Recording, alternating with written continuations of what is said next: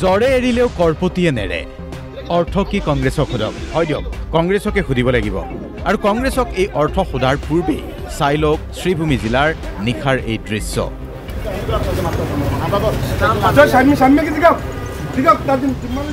সোমবাৰৰ নিশাৰ দৃশ্য এয়া কি হৈছে বুজি পোৱা নাই দেওবাৰে ইন্দিৰা ভৱনত কংগ্ৰেছৰ দুৰ্বাদল কাজিয়া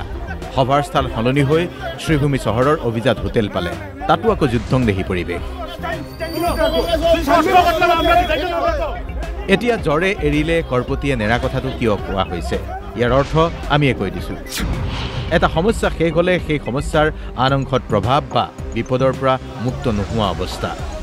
কংগ্ৰেছত ব্লক কংগ্ৰেছৰ সভাপতি নিযুক্তিক লৈ হাল্লাবোল আপুনি দেখিছে এফালে যদি ধিং আনফালে বকুৰ কাজিয়া অলপ অলপকৈ প্ৰশমিত হ'ল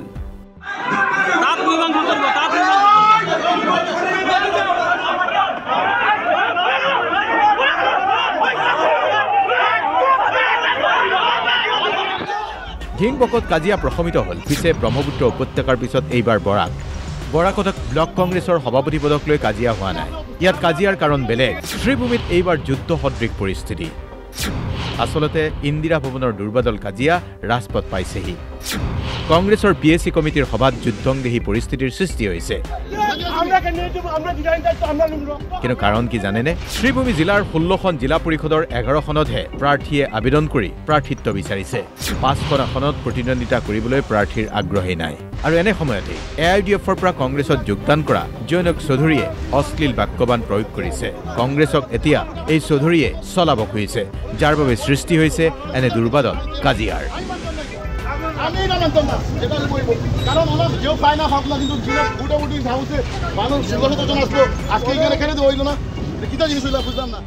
ইয়াকে দেখি আকৌ দুয়েকে মন্তব্য কৰিছে কংগ্ৰেছৰ শক্তি বাঢ়িছে গতিকে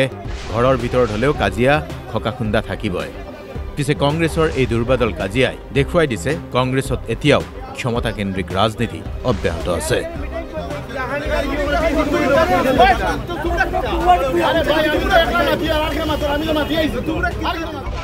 শ্ৰীভূমিৰ পৰা শীৰ্ষেন্দু চিৰ ৰিপোৰ্ট DY 365